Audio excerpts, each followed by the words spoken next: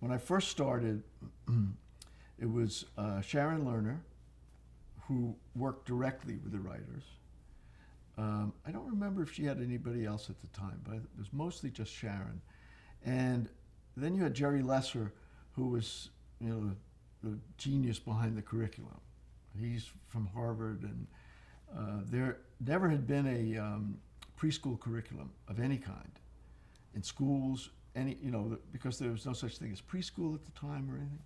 So he managed to work with educators, child development people, to come up with this really broad curriculum, which was intended to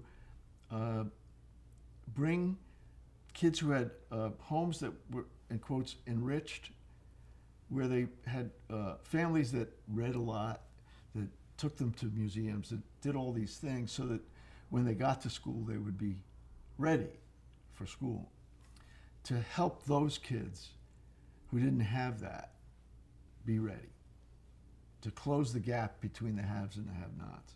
That was the original purpose of Sesame Street. So the other thing that was brilliant about what they did was they said, the segments are going to be short, and they're going to teach one little aspect of the curriculum.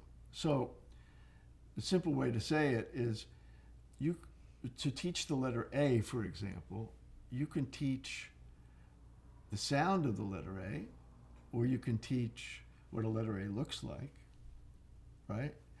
So, well, which is it? Well, the segment will teach just what it looks like.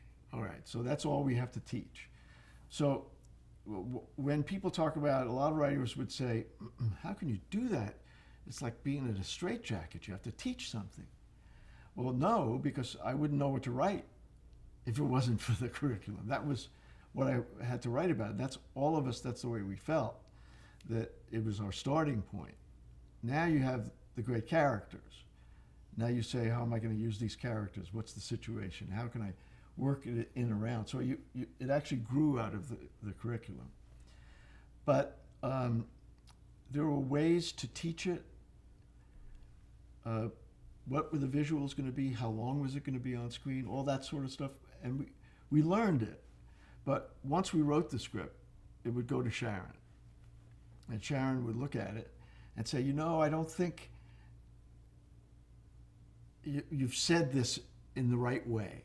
Can you say it in another way?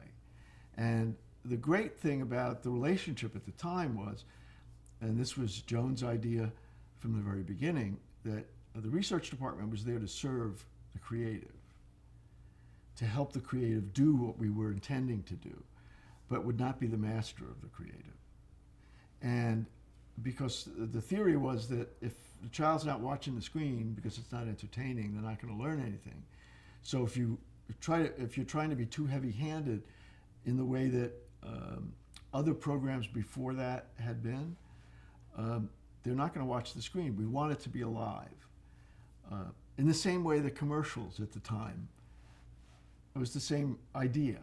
We're going to give you some information about aspirin, which is basically dull, but we're going to put it in a context that you're going to remember the name of the aspirin, you're going to remember, one of the original stories was that there was a commercial for Rolaids, and it said, Rolaids spells relief, R-O-L-A-I-D-S. And they tested that, and they found out that some people thought relief was spelled R-O-L-A-I-D-S. So you can teach, and it can be powerful, but you have to know what you're doing and what you're teaching.